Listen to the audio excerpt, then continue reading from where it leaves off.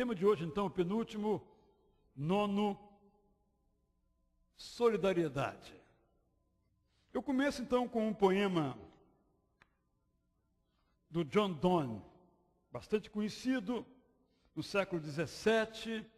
Ele era pastor de uma igreja na cidade de Londres, que foi muito atingida, eu quase digo dizimada, mas evito a palavra, muito atingida pela peste bubônica. Então ele, do seu gabinete, da janela do seu gabinete pastoral, ele via passando os caixões, indo para o cemitério no contexto anglicano, e a cada sepultamento os sinos tocavam. Então ele escreveu o seguinte poema: nenhum homem é uma ilha plena em si mesma. Cada homem é uma parte do continente. Pensa aqui na Inglaterra, né? Uma parte do todo.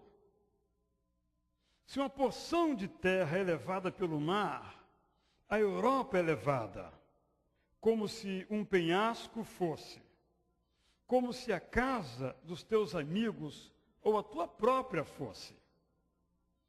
Toda morte humana me diminui, porque sou parte da humanidade. Então, não queiras saber por quem os sinos dobram. Eles dobram por ti. Isto é, aqueles sinos que dobram por aquele caixão morto na peste bubônica, e eu estou aqui no meu gabinete só olhando, os sinos não dobram só por aquele caixão, por aquele corpo, dobram por mim. Então, essa ideia que eu acho mais precisa da solidariedade, que é quando então nós entendemos que somos parte de um só, desculpe a redundância, solos, de uma só natureza, de uma só dimensão. Isto é, solidariedade é o sentimento de que a necessidade do outro tem a ver comigo, no sentido de se tornar também a minha própria necessidade.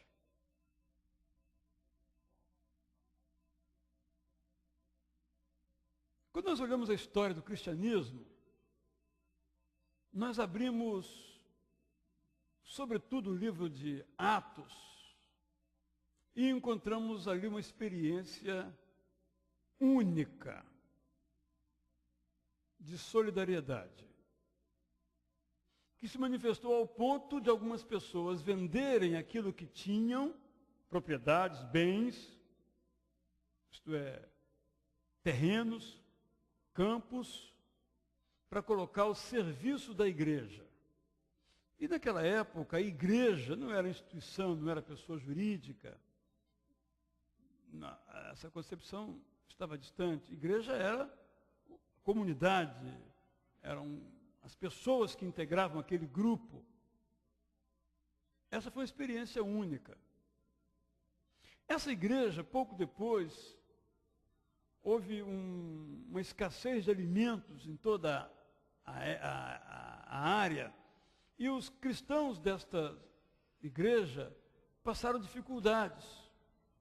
E o apóstolo Paulo, então, lemos isso em Gálatas, em Coríntios, fez uma coleta em dinheiro e talvez em alguns bens para levar aos pobres, leia-se aqueles que estavam empobrecidos, que eram os de Jerusalém. Então nós temos isso muito claro, ao ponto de Tiago exagerar. Ele comete uma hipérbole, quando ele diz, olha, a religião verdadeira é a seguinte, e coloca como sendo religião verdadeira apenas e tão somente a prática das boas obras.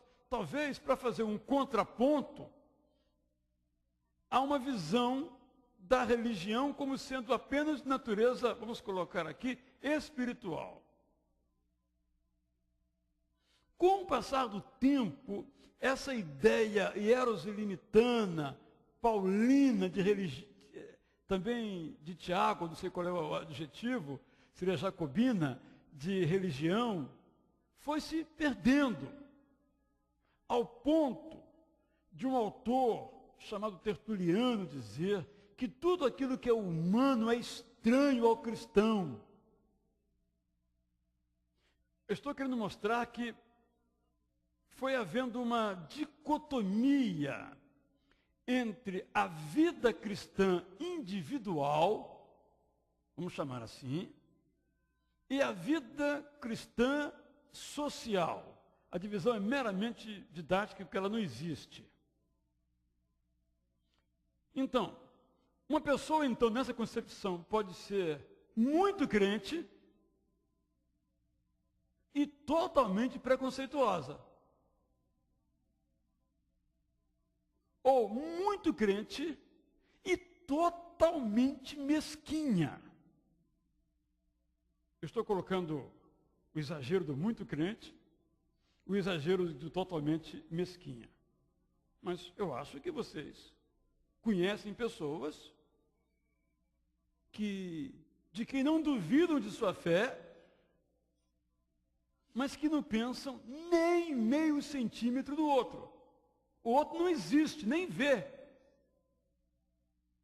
Não é verdade? Por quê? Porque, como eu disse, foi havendo essa dicotomização, essa separação, ao ponto de ser crente se tornar alguém que cultua a Deus. Por isso que hoje na classe eu disse, estamos diante de Tiago, um livro fácil para compreender. Não tem dificuldade de compreender Tiago, exceto o capítulo 5. Mas difícil de viver, né? Em parte, repito, porque podemos entender isso um pouquinho, porque a filosofia grega, que acabou adentrando ao cristianismo, não no Novo Testamento, mas no posterior cristianismo, passou a entender que tudo aquilo que é matéria, inclusive a comida e o corpo, são ruins, porque pertencem à esfera do mal, estão corrompidos. Então passou-se a ter uma visão da vida que a alma, entendida a alma como sendo uma unidade que cuida do relacionamento do homem com Deus, como sendo o lugar, como sendo a razão de ser de um cristão, ele cultivar a sua alma. Daí a academia da alma. O corpo, não, o corpo, qualquer coisa está boa. Estou querendo mostrar que isso acabou gerando aquilo que Tiago condena já naquela época, de separação entre religião, vamos colocar o termo assim genericamente, e vida. Então eu posso, crendo em Jesus Cristo como Senhor e Salvador, fazer qualquer coisa. Porque não há um compromisso, não há uma relação. Isso tomou o nome, no plano moral, de libertinismo, em que aquilo que o corpo faz não tem nada a ver com a alma. Então, religião é um assunto da alma. E Tiago diz, não. Religião é cuidar do órfão e da viúva. Não tem nada a ver com a alma. É se abster da corrupção do mundo. Nada a ver com a alma. É ético, é moral, é tocável, é corpóreo. Estou apenas querendo sublinhar que esse déficit que nós encontramos de atitudes solidárias, além do aspecto educacional, além da história de cada um de nós, que nós reproduzimos, ou fazemos ao contrário, isto é, eu venho de uma família, por exemplo, em que lá nunca se deu nada a ninguém. Apareceu um mendigo à porta, vai trabalhar, vagabundo. Não é o meu caso, estou ilustrando. Eu fui criado nesse ambiente. Se ele é pobre, é porque ele é preguiçoso. Eu trabalhei, ele que trabalhe, ele que se vire. Então eu fui, repito, não foi o meu caso, eu fui educado assim. Então, aí eu me converto. Eu não entendo que isso deva mudar na minha vida. porque isso foi muito forte. Cada um por si, cada um que se vire, cada um que resolve os seus problemas. Mas se eu fui educado, e foi mais ou menos o caso, em que a mulher emprestava o sal para outra, dividia o arroz com o outro, coisas de natureza, tinha sempre alguém na casa para comer que era visitante, o pastor que visitava a cidade ia almoçar lá em casa, aí o outro importa. Alguém que está doente vai ser visitado. Entende? As nossas formações, nossa teologia, e as nossas formações são muito importantes nisso. Então, a solidariedade é uma questão teológica, mas é uma questão também autobiográfica. E a gente tem que dar uma olhada, né? Eu estava pensando o seguinte, para ilustrar o que eu estou querendo dizer no caso pessoal. Eu guardo talvez 3 ou 4 imagens da minha infância mais tenra. Talvez 3 ou 4 anos eu ainda guardo alguma coisa. Dizem que eu vou guardar cada vez mais daqui para frente, viu, Marco? Está ficando velho, vai lembrando, mas dizem. Como não fiquei velho ainda, não sei se isso é verdade. Mas eu me lembro, até hoje, nitidamente, eu acho que eu lembro de todo dia.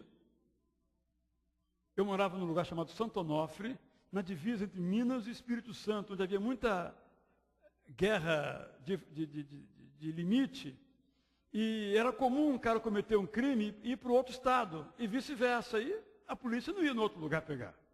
Então eu me lembro de um cavalo selado, com uma corda, toda envolvendo um corpo, não sei se vivo ou morto, arrastando aquele corpo ladeira acima. Eu nunca me esqueci disso. Ora, esse fato na minha vida teve um papel determinante, não na minha teologia, era muito pequeno, mas na minha maneira de entender o meu dever para com o próximo, porque eu achei aquilo uma tremenda injustiça, uma barbaridade. Eu não sei nada a respeito, só me lembro dessa imagem. Meu convite é que você faça uma reflexão aí na sua história, para ver como é que eram os seus pais nessa área de doar.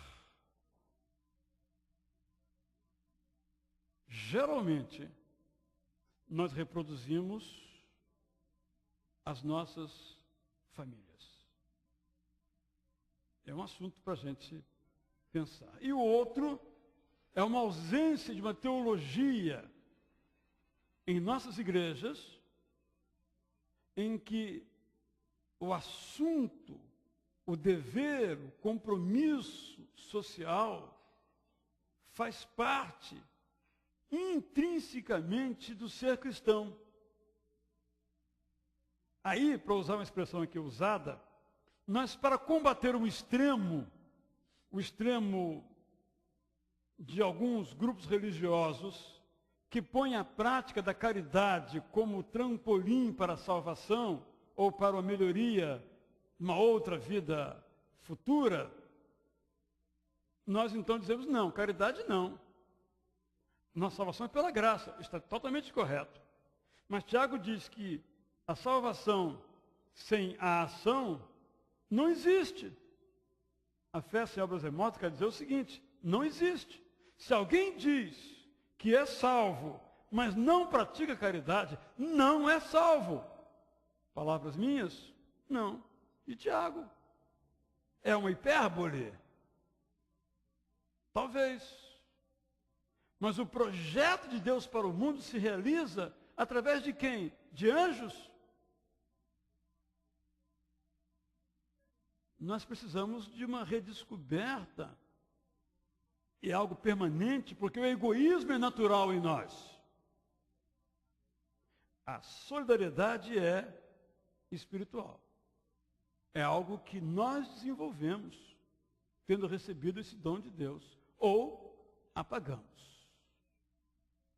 Então, nós temos visto por exemplo, no meio da juventude não cristã, o crescimento dos esforços solidários, das ONGs que trabalham com educação. Aqui na igreja tem um projeto que é o vestibular, em que os professores não são cristãos. A igreja cede o espaço para um grupo de alunos recém-formados, alguns em formação ainda, e eles sem nenhuma motivação religiosa, apenas de fazer o bem ao próximo, vêm aqui e ministram esse vestibular, um negócio muito sério, com bons resultados.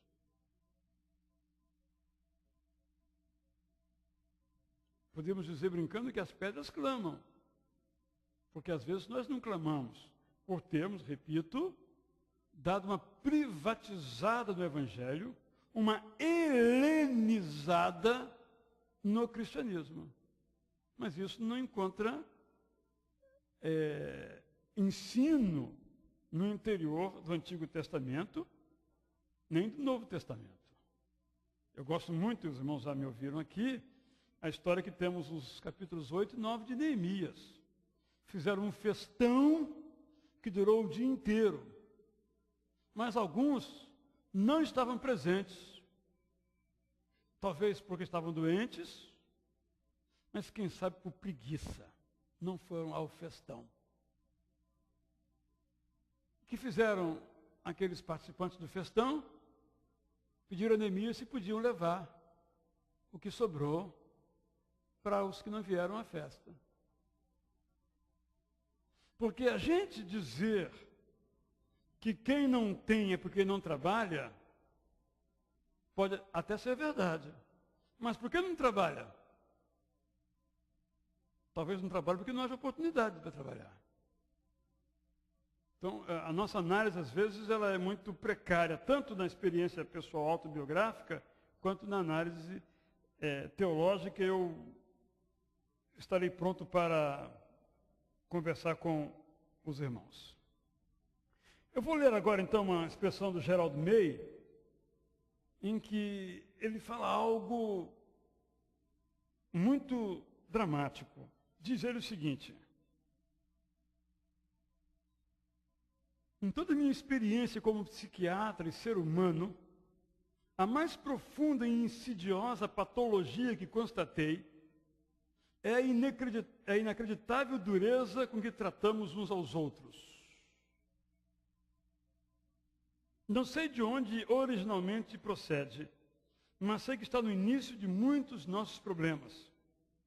Arrancamos-nos de um lado para o outro, desqualificamos-nos e nos empurramos e confinamos de maneiras que jamais empregaríamos para sujeitar qualquer animal. Somos sujeitos consentidos de nossos próprios maus tratos. Né? Esse psiquiatra está falando aqui penso eu, do maltrato a pessoas queridas. Pessoas a quem nós, em tese, queremos bem. Nossos próximos, mais próximos. Isso se aplica a outros níveis. O que Jesus quis dizer quando afirmou que aquilo que vocês deixaram de fazer a alguns destes mais pequeninos, também a mim deixaram de fazê-lo? E no final, quando há lá as bodas do Cordeiro, né? Evangelho de Mateus, nós encontramos, de Lucas, né? De Lucas, nós encontramos o seguinte: eu estive nu e vocês não foram me ver. Eu passei fome e vocês não foram me dar comida. Eu estava preso e vocês não foram me visitar. Por quê? Bom, estava com fome porque não trabalhou. Não é problema meu. Estava preso, cometeu algum crime. Não tenho nada a ver com isso. É a nossa racionalização. Mas ele diz, olha, era eu. Isso é muito profundo. Eu acho que eu não consegui entender ainda o que Jesus quis dizer com isso. Eu acho que é muito profundo. Como é que ele era o nu, ele era o doente, ele era o preso? É algo, de fato, difícil de compreensão. Mas o que está claro é que nós devemos nos importar com esse prisioneiro. Vamos exagerar. Mesmo o mais bandido deles.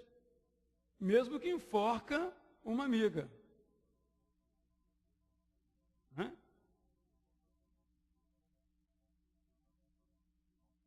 Aí temos várias histórias que a gente não sabe, por vezes, sequer como tratar. Mas o que a teologia bíblica diz claramente é que nós somos criação de Deus, Efésios 2:10, realizado em Cristo Jesus, para fazermos boas obras, as quais Deus preparou antes para nós as praticarmos.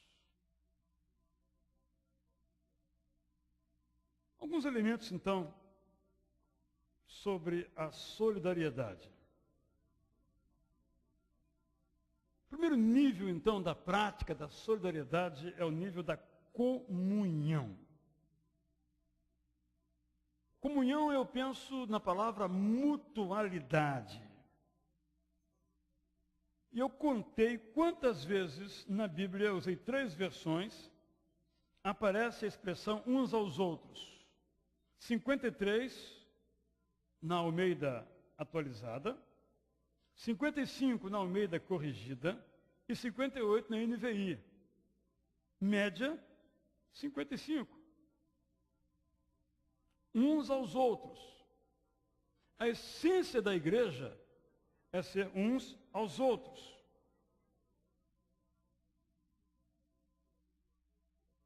Essa solidariedade expressa na comunhão encontra a sua parte prática na hospitalidade. Ok, está certo. Temos que ser espertos, há muita gente espertinha, temos que também ser espertos para não cair nos contos de vigário. Tudo isso é verdade.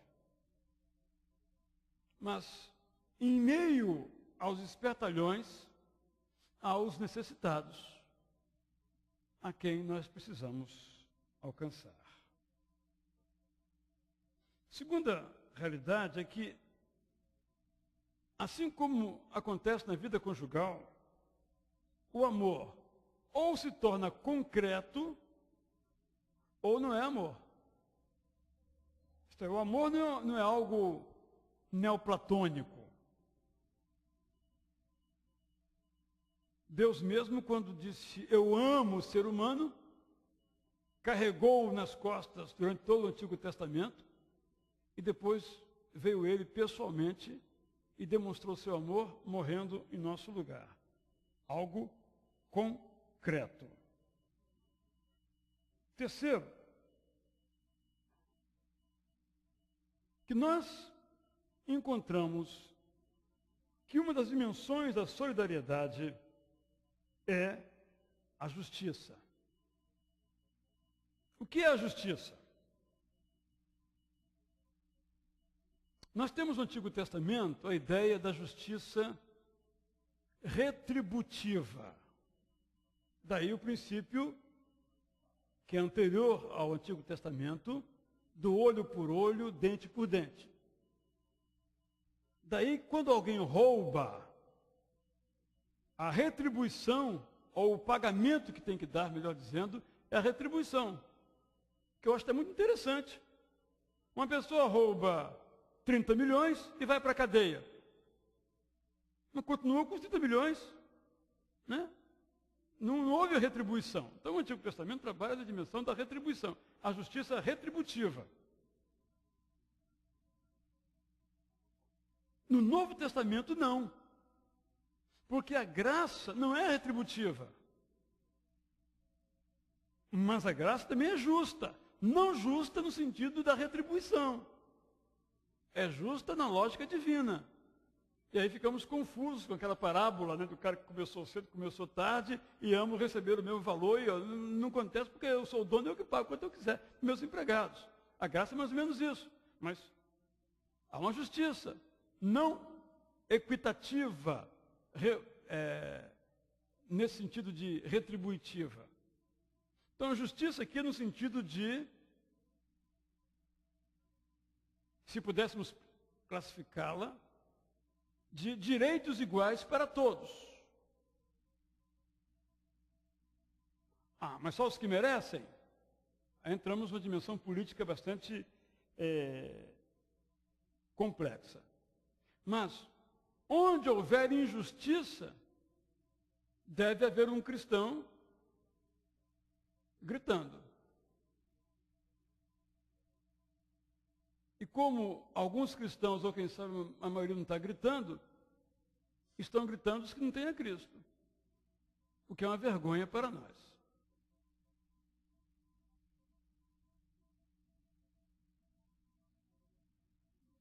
Vamos a alguns elementos práticos, então. Primeiro, devemos tratar os outros, conhecidos e desconhecidos, com cortesia, atenção e desprendimento.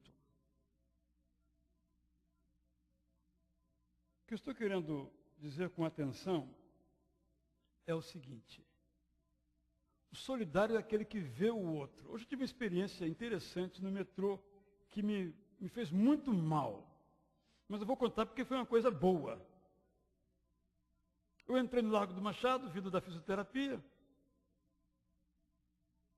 onde eu ia 2 vezes por semana, mas agora só irei uma a partir da semana que vem, por semana. Estou melhorando. Que bom, graças a Deus. Uma menina, talvez uns 18 anos, sentada. O senhor quer se assentar? Eu fiquei muito aborrecido com aquilo no meu interior. Disse, não, muito obrigado pela educação. Né? E o pior é que daqui a pouco o senhor mais velho do que eu, o senhor não quer se assentar? Não entendi a razão, confesso que não entendi. Na menina, talvez, não é 57, ela com 20, eu sou um ancião. Mas no senhor eu não entendi. Mas o que eu achei interessante, agora o lado positivo dessa dramática experiência, quer dizer, não estou ficando velho, eu já fiquei, isso não é bom a gente saber, é bom ignorar, é que a menina que estava sentada, e o namorado ou amigo em pé estava conversando, depois eu percebi, me viu, prestou atenção em mim. E o senhor, por alguma razão, também prestou atenção em mim.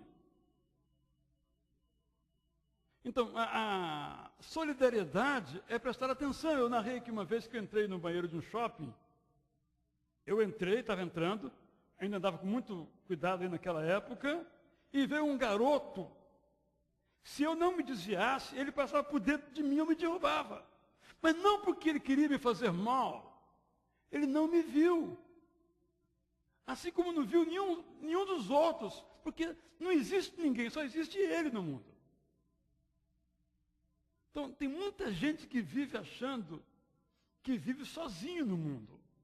Repito, isso vem, quem sabe, lá da nossa história, e nós temos que ver como é que foi a nossa história para fazer a nossa de modo diferente. Uma pessoa telefona e você atende assim. Alô, sim, alô, sim, alô. Aqui é o fulano. Ainda tem a cara de pau dizer, se eu soubesse que era você, que eu trataria bem, né? Então, é isso que estou dizendo. Aí começa a nossa atitude solidária em tratar aos outros bem, com suavidade, com um sorriso. Eu acho que é um exercício difícil, porque a gente está sempre com pressa, né? Pressa inventada por nós mesmos, ou pressa real, sempre com pressa. E aí o outro... Só que às vezes nós somos as vítimas. E a gente fica revoltado. Ninguém prestou atenção em mim. A gente fica revoltado. Como é que a humanidade chega a esse ponto? Porque nós somos a vítima. E quantas vezes nós fizemos isso? Segundo, ao doar, doe alguma coisa que tem um preço. Teresa de Calcutá disse que o amor, para ser verdadeiro, tem de doer. Não basta dar o supérfluo a quem necessita. É preciso dar até que isso nos machuque. Palavra de Maria Teresa de Calcutá. Então, se eu vou doar um prato de comida, eu só posso doar um prato que eu sou capaz de comer. Para usar um termo da minha infância, lavagem não. Alguém se lembra desse termo? Quem se lembrou, porque é antigo, hein, gente? Não se usa mais. Se eu vou doar um cobertor, não é um cobertor rasgado. Se eu for dar um sapato, não é um furado, que eu não uso mais. Joga no lixo. Então, comida estragada, roupa velha, pão dormido, sapato sem sola, embrulhe direitinho e jogue no lixo, que vai agradecer, mas outra pessoa não. Não vamos dar a alguém aquilo que nós não vamos usar, porque não presta.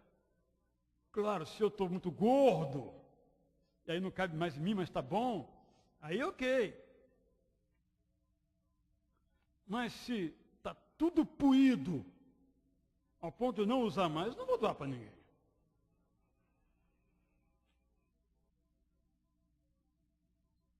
Terceiro, quando for fazer uma doação, leve você mesmo.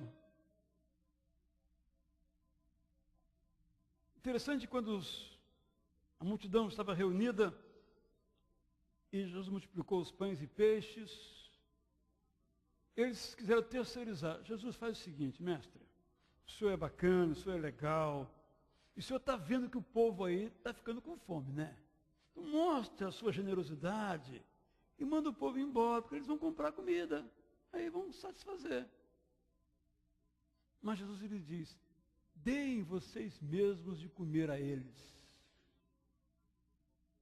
Sabemos o resto da história. Nós temos uma grande mania de terceirizar a solidariedade. Quarto, enquanto você não pode fazer muito, faça o que você pode fazer agora. Pode ser pouco, mas faça agora. Quinto, seja solidário por motivos certos. Nós, em termos da teologia bíblica, não doamos para receber mais. Nós não doamos para Deus ver como é que nós somos legais. Nós não fazemos esse tipo, ou não devemos fazer esse tipo de negócio. A nossa motivação é tão somente amor.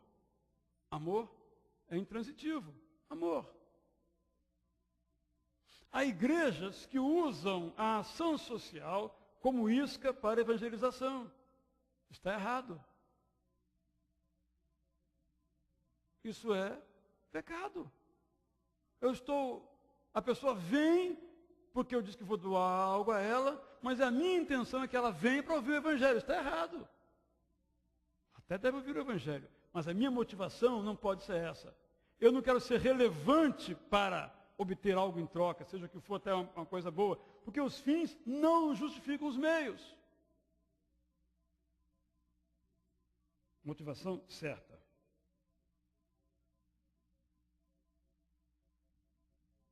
Famintos de amor, escreveu Valdir Raul Sternagel. Deus olha por vocês. Sedentos de amabilidade, Deus pede por vocês. Privados de lealdade, Deus espera em vocês. Desabrigados de asilo em seu coração, Ele procura por vocês.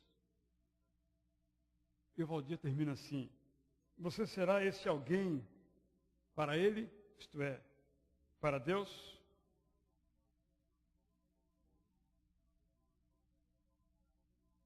O nosso estado natural, repito, é o egoísmo. Nosso estado natural é o preconceito. Nosso estado natural é preocuparmos-nos tão somente conosco mesmo, no máximo, com as pessoas da nossa família. E olhe lá.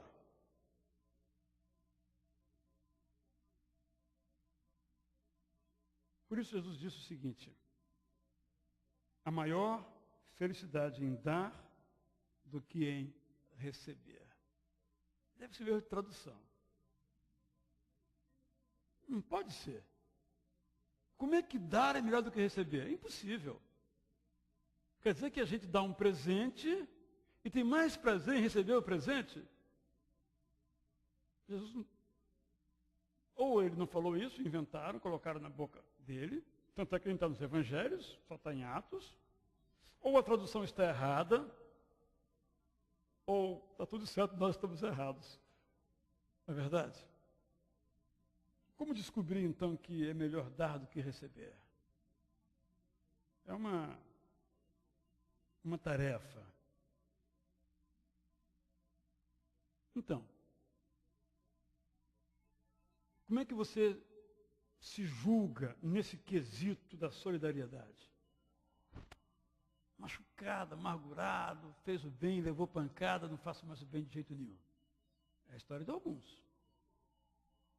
Quantas pessoas, conhecemos tantas histórias, e talvez essa história da menina que foi enforcada possa ser uma história assim, não sabemos todos os detalhes, assim pelo menos está sendo veiculado, que apenas mostra, olha, esse negócio de ser bom vai levar depois da ferroada, porque a natureza do homem é do escorpião mesmo, é melhor ficar longe disso, né?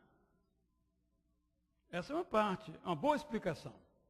Não vou doar, porque doando eu apanho. Porque talvez a minha motivação seja, me vejam doando, né? Vou doar um caminhão de presentes, não tem uma fotografia, não tem um fotógrafo, que absurdo! Qual é a minha motivação, né? Então esse negócio é algo para a gente pensar. Então, como é que você se avalia nessa área?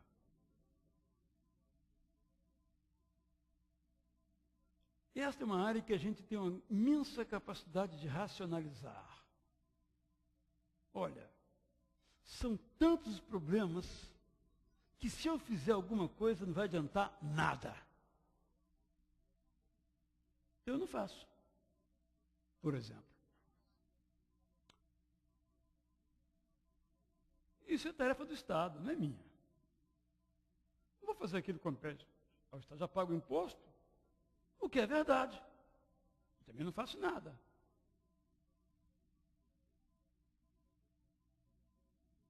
Será que eu presto atenção aos outros? Começando por perguntar o nome do outro. É algo muito simples, mas porém, cada um de nós é o seu nome. Se você não sabe meu nome, você não me conhece. Ainda mais numa sociedade como a nossa, das massas e multidões, ser tratado pelo nome é o máximo. Mas desde que as pessoas se importem. Bem, não quero terminar conclusivamente, a não ser perguntantemente.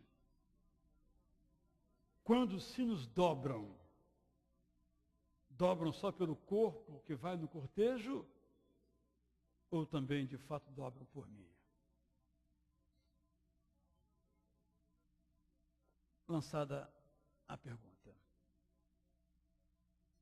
Alguém tem alguma pergunta, algum comentário a fazer sobre o tema aqui discorrido? Sim, Eldes, por favor.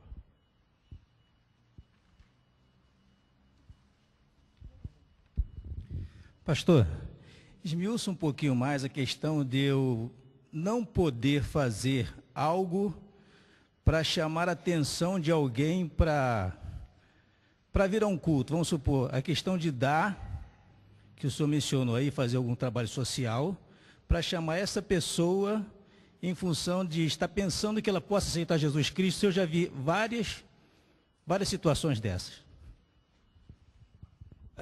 A prática é esta. E a prática está baseada num pensamento não dito de que os fins justificam os meios. Então, por exemplo, se a igreja distribui cesta básica, é evidente que pessoas virão ou irão à igreja, de algum modo travarão o conhecimento do Evangelho, e umas aceitarão e outras não. Mas qual é a motivação? Porque se a motivação é ganhar essa pessoa para Cristo, nós estamos começando com uma prática enganosa. Nós estamos dizendo a ela que queremos, por amor, dar a ela uma cesta, mas na verdade nós queremos outra coisa. Excelente coisa. Mas eu acho que não é legítimo. Não estou dizendo que não devemos evangelizar as pessoas, não é isso? Não estou dizendo que a nossa motivação, como às vezes eu ouço assim, você quer começar uma igreja num lugar novo, o método é um trabalho social. Funciona? Funciona. É tão honesto quanto aquele que diz que faz o bem para merecer a salvação. Ou seja, não é honesto. Eu sei que estou na contramão, mas nós temos que ser rigorosos na nossa prática. Porque, senão, o que os outros fizerem, com outras intenções, o político que faz um favor para ganhar voto, não é assim tão condenável, né? Porque é uma coisa boa o voto, né? Então, é um ponto que eu tenho esta visão, talvez não todos a esposem, mas é uma visão. E não creio que, se o objetivo é evangelístico, vamos chamar assim, que a estratégia vale a pena. O custo é muito alto. Eu acho que uma igreja tem que ser relevante, ponto. E ela tem que buscar aquilo que a torne relevante em consequência do amor de Deus inoculado no seu seio. Tem que ser relevante pregando, tem que ser relevante distribuindo alimento, tem que ser relevante distribuindo remédio ou que outra ação a nossa igreja faz de aconselhamento psicológico, etc. Casamento coletivo. Mas a motivação é amor, ponto. E as estratégias são as mais variadas. Senão a gente, repito, justifica os nossos meios em função dos seus fins, o que outras pessoas também fazem, nós condenamos. Então, a ação social não é escada. A ação social é ação social decorrente do amor de Cristo em nós. Tanto é verdade que Jesus a muitos curou e não lhes pregou. A muitos pregou e não curou. E a muitos pregou e curou, ou curou e pregou. Ok? Gente, são 15 para as 9, então, mais duas perguntas finais da irmã. E depois o irmão, tá bom? Lá, por favor.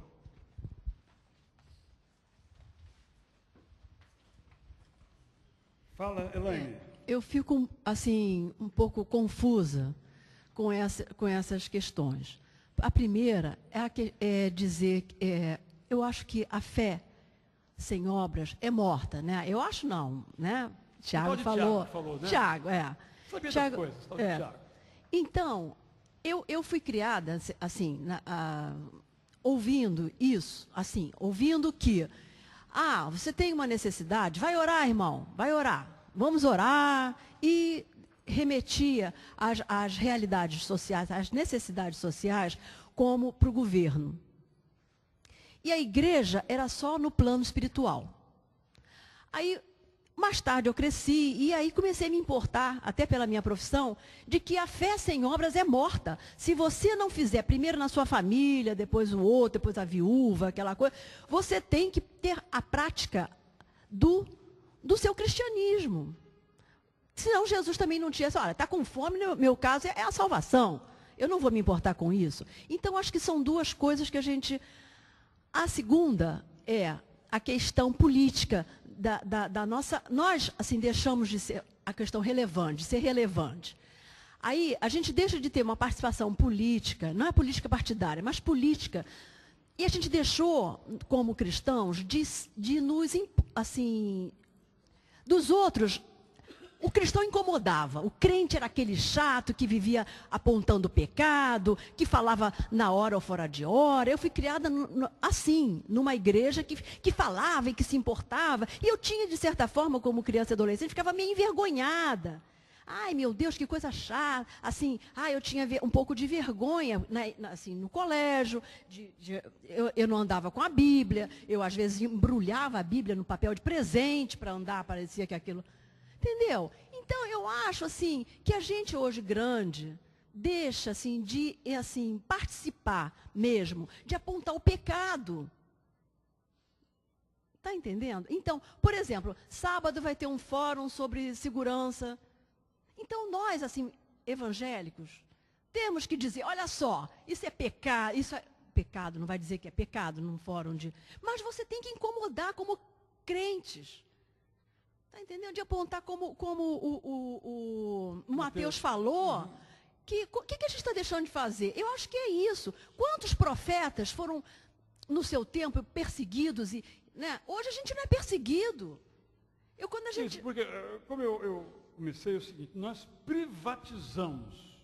A melhor seria, desculpe a expressão, nós privatizamos, né? Para ficar privado, não ficar no latim que é mais complexo, né? Então, para nós, religião é só culto. Se eu estou bem cultuando, então, é só isso. Esse é um dos nossos problemas. É verdade que isso é essencial, mas não é o único. Isto é, assim como, por exemplo, o economista, ele estuda o fenômeno da sociedade e tende a reduzir a renda, etc. A gente, poxa, isso é um reducionismo, a vida não é só dinheiro, é verdade. Mas também, às vezes, nós reduzimos a espiritual. Mas a vida não é só espiritual, no sentido que nós damos a palavra espiritual. Eu acho que foi usada a expressão extremos, né? Infelizmente, se reage com um extremo com outro extremo. E a virtude... Já diziam os latinos, está no meio, né? No médium, e não nos extremos.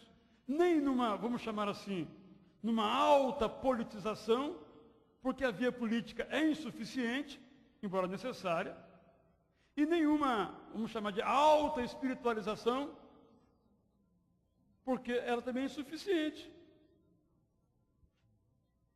São essas dimensões que a gente tem que estar sempre atento, mas repito, isso é contra a nossa natureza, nem é uma questão mais espiritual, é a nossa natureza.